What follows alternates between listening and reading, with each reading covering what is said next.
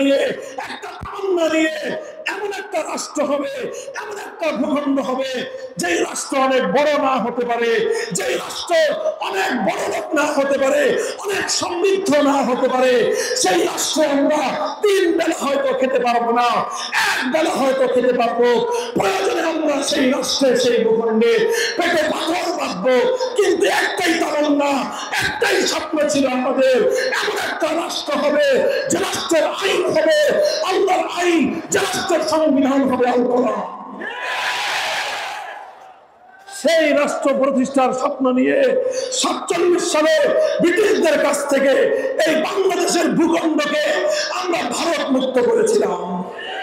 এই বাংলার ভূখণ্ডকে আমরা দিল্লির দাসত্ব থেকে, শৃঙ্খল থেকে মুক্ত করেছিলাম। আমাদের বাংলাদেশকে আমরা কলকাতার দাদাগিরি থেকে আমরা মুক্ত স্বাধীন করেছিলাম। দুর্ভাগ্যজনক ভাবে 1971-এর মুক্তিযুদ্ধের পর একজন নেতা, যিনি 70-এর নির্বাচনের সময় অঙ্গীকার করেছিলেন নির্বাচনে ক্ষমতায় আসতে পারলে কোরআন সুন্নাহ বিরোধী কোন আইন তিনি করবেন না, অথচ এই অঙ্গীকার করার পরে 71-এর মুক্তিযুদ্ধের পর 72 সালে ভারতের তৎকালীন প্রধানমন্ত্রী শ্রীমতী ইন্দিরা গান্ধীর একটা ফর্মুলা নিয়ে, তার একটা প্রেসক্রিপশন নিয়ে তিনি এমন একটা সংবিধান চাপিয়ে দিলেন, যেই সংবিধানে ভারতের গোলামীর জিঞ্জিরে আবদ্ধ করা হয়েছে বাংলাদেশকে, যেই সংবিধানের মধ্যে ভারতের সংবিধানের মূলনীতিগুলো জাতীয়তাবাদ, ধর্মনিরপেক্ষতাবাদ, গণতন্ত্র, সমাজতন্ত্রকে মূলনীতি আখ্যা দিয়ে ইসলামের কবর রচনা করা হয়েছে। অথচ 70-এর নির্বাচনে অঙ্গীকার করেছিলেন কোরআন সুন্নাহ বিরোধী কিছু হবে না, অথচ 71-এর পরে 72-এর সংবিধান নির্বাচন করে তিনি আইন পাস করলেন ইসলামী কোরআন সুন্নাহ বিরোধী আইন। তো দূরের কথা, এদেশে কোরআন সুন্নাহর আইন প্রতিষ্ঠার দাবি করবার জন্য ইসলামী রাজনীতিকে তিনি নিষিদ্ধ ঘোষণা করেছিলেন।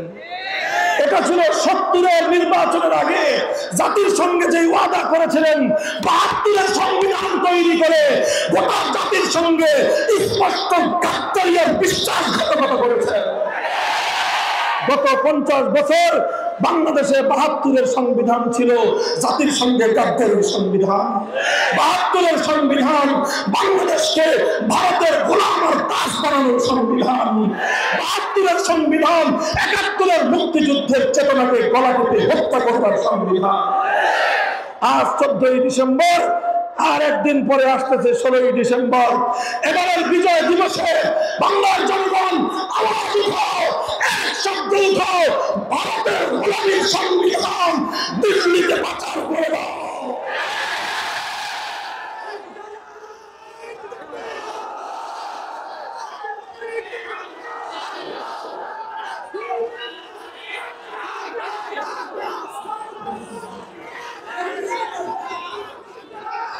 ভাই, আমার শেষ কথা, আজ বাংলাদেশের সবচেয়ে গুরুত্বপূর্ণ ইস্যু হলো দুটো। একটা হলো পার্শ্ববর্তী ভারতের আধিপত্য। গোটা বাংলাদেশ আজ ভারতীয় আধিপত্যের বিরুদ্ধে ঐক্যবদ্ধ। আমার বাংলাদেশের উপ হাই কমিশন আগরতলায় ওরা সাম্প্রদায়িক হামলা চালিয়ে বাংলাদেশকে ওরা ভয় পেয়ে দিতে চায়। ওরা বাংলাদেশের লাল সবুজের পতাকা আগুন দিয়ে পুড়িয়ে দিয়ে মুসলমানদের হৃদয়ে ক্ষোভের আগুন ধরিয়ে দিয়েছে। এখন বাংলাদেশের সরকার জাতীয় ঐক্যমত প্রতিষ্ঠার আহ্বান জানিয়েছে। সকল রাজনৈতিক দল, সকল ধর্মাবলম্বীরা ঐক্যবদ্ধ হয়েছে। আমরা বহু আগে থেকে বলেছি, শুধুমাত্র 20 বৃক্ষের গোড়ায় পানি ঢেলে শুধু ডাল ছাটলে এই 20 বৃক্ষের হাত থেকে মুক্তি পাওয়া যাবে না। উপায় হলো 20 বৃক্ষের শেকড় শুদ্ধ উপরে ফেলতে হবে। বাংলাদেশের উপর ভারতের দাদাগিরি, বাংলাদেশের উপর ভারতের আধিপত্যবাদ, বাংলাদেশের সীমান্তের কাঁটাতারে ফেলানিদের ঝুলে থাকা লাশ, বাংলাদেশে বারবার সীমান্ত রক্ষীদেরকে নির্মমভাবে পাখির মতো গুলি করে ভারতীয় হত্যাযজ্ঞ, এই সব কিছুর সমাধান এক জায়গায় 72-এর সংবিধানের ভারতীয় দাসত্বের শৃঙ্খল, ধর্মনিরপেক্ষতা বঙ্গোপসাগরে ফাঁসিয়ে দাও।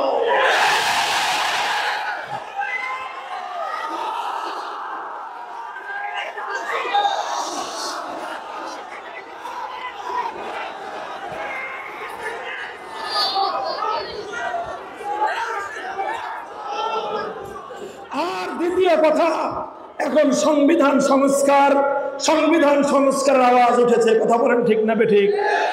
এই সময় আমাদের স্পষ্ট পেলাম, এখনই আমরা পূর্ণাঙ্গ ইসলামী সংবিধান কায়েম করবার দাবি এখনই করছি না, আমরা একটু প্রস্তুতি নিচ্ছি। এখনকার দাবি হলো এবারের সংস্কারে সংবিধানে একটা ধারা সংযুক্ত করতে হবে। সেই ধারাটা হবে বাংলার 90% মুসলমানদের দেশে, শরীয়তুল্লাহ তীতবিদদের এই দেশে, খানজাহান আলী শরীয়তুল্লাহ আর শাহজালালের এই বাংলাদেশে, হাফিজুল হুজুর শাইখুল হাদিসদের এই বাংলাদেশে কোরআন সুন্নাহ বিরোধী, ইসলামী শরিয়া বিরোধী কোন আইন, কোন বিধিমালা, কোন নীতিমালা কার্যকর হতে পারবে না। থাকলে সেটা বাতিল বলে গণ্য হবে। এই ধারা বাংলাদেশের সংবিধানে সংস্কার করে অন্তর্ভুক্ত করার স্পষ্ট দাবি জানাচ্ছি। একমত কারা? লাখো জনতার স্বতঃস্ফূর্ত স্বতঃস্ফূর্ত এই আহ্বান, এই আবেদন বাংলাদেশের স্বাধীনতা দিবসের, বিজয় দিবসের প্রাক্কালে রাষ্ট্রের কর্ণধারগণ উপলব্ধি করবার চেষ্টা করুন। 5ই আগস্টের বিপ্লব পরবর্তী 1 ঘন্টার বাংলাদেশের মানচিত্রটাকে একটু চোখ বন্ধ করে দেখেন। কি করে চোখ বন্ধ করে 5ই আগস্টের বিপ্লবের শেখ হাসিনা, ফ্যাসিবাদী যুগের ফেরাউন নমরুদ, যুগের খলনায়িকা, ভারতের সেবাদাসী শেখ হাসিনা পালিয়ে যাওয়ার 1 ঘন্টা বাংলাদেশ চোখ বন্ধ করে তাকিয়ে দেখুন, দেখবেন টেকনাফ থেকে তেতুলিয়ায় একটাই দৃশ্য। মুসলমানদের এই জনপদের জাতীয় স্থাপনায় যত মূর্তি ছিল ভাস্কর্য নামক, সমস্ত মূর্তি শাহজালালের সন্তানরা ভেঙে গুড়িয়ে দিয়েছে। এটাই হলো বাংলাদেশ, এটাই হলো 5ই আগস্টের বিপ্লব, এটাই হলো তৌহিদের বিপ্লব। এই বিপ্লবের মনোভাব আর সেন্টিমেন্ট বুঝবার চেষ্টা করেন। আমরা যা বলছি কোরআন সুন্নাহ বিরোধী, ইসলামী শরিয়া বিরোধী যে কোনো আইন, নীতিমালা, বিধিমালা আপনি বাতিল হওয়ার জন্য একটা ধারা সংযুক্ত করে দেন। এটা হলো আমাদের শান্তিপূর্ণ দাবি। যদি এই দাবি সহজে না মানা হয়, এই দাবি যদি স্বাভাবিকভাবে কার্যকর না হয়, এরপরে যেটা আমরা করব, কোনো রাগঢাক নাই, কোনো গোপনীয়তা নাই, পরিষ্কার বলতে চাই, 100 বছরের এই জনপদের মুসলমানদের অভিপ্রায় এবং তাদের ইচ্ছার আকাঙ্ক্ষা বাস্তবায়নে আল্লাহর কোরআনের রাজ কায়েম করবার জন্য, খেলাফত রাষ্ট্র ব্যবস্থা প্রতিষ্ঠার জন্য রক্ত দিতে হলে রক্ত দিয়ে, জীবন দিতে হলে জীবন দিয়ে, যুদ্ধ করতে হলে যুদ্ধ করে শহীদের গায়ে জমায়েত হবো, শহীদের গায়ে জমায়েত হবো।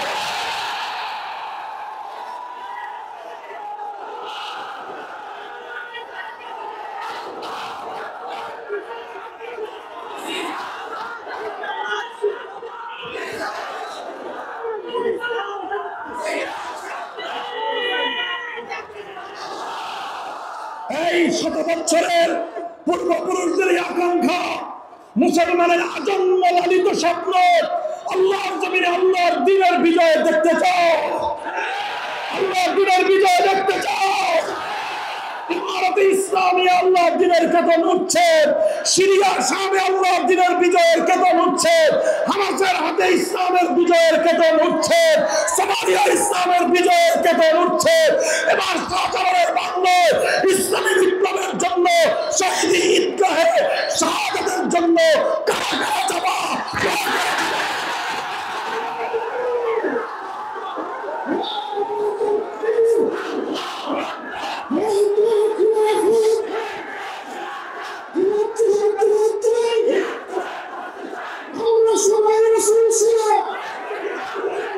Oh,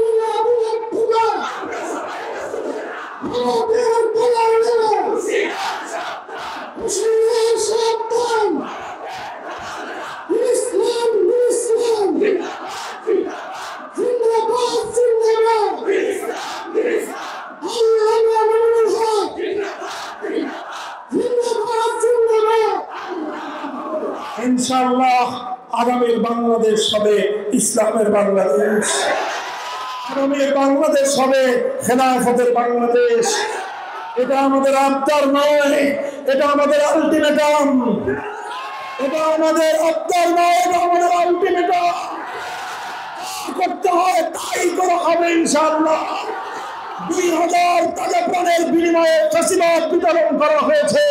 আল্লাহর কোরআন কায়েম করার জন্য 2 লক্ষ নয় 2 কোটি তাজা প্রাণের 2 কোটি জীবনের প্রয়োজন হলে তাওহীদ জনতা 2 কোটি জীবন দেওয়ার জন্য প্রস্তুত থাকবে ইনশাআল্লাহ। আল্লাহ পাক কবুল করেন, তৌফিক দান করেন। কথা যেন শুধু কথায় সীমাবদ্ধ না থাকে, কাজের জন্য সকলে প্রস্তুত হয়ে যান ইনশাআল্লাহ। আখিরু দাওয়ানা আলহামদুলিল্লাহি রাব্বিল আলামিন। সুবহানাল্লাহি ওয়া বিহামদিহি, সুবহানাকাল্লাহুম্মা ওয়া বিহামদিক, আশহাদু আল লা ইলাহা ইল্লা আনতা, আস্তাগফিরুকা ওয়া আতুবু ইলাইক। আল্লাহুম্মা সাল্লি আলা মুহাম্মাদ ওয়া আলা আলি মুহাম্মাদ কামা সাল্লাইতা আলা ইব্রাহিম وعلى آل إبراهيم إنك حميد مجيد يا حي يا قيوم برحمتك نستغيث أصلح لنا شأننا كله ولا تكلنا إلى أنفسنا طرفة عين আল্লাহ ইলাহা আলামিন আমাদের এই জনপদ এই জন্মভূমি এর প্রতি ইঞ্চি মাটিকে আপনি ইসলামের ঘাঁটি হিসেবে কবুল করে নিন আল্লাহ। সমস্ত ভিনদেশী সমস্ত বিজাতীয় আগ্রাসনের হাত থেকে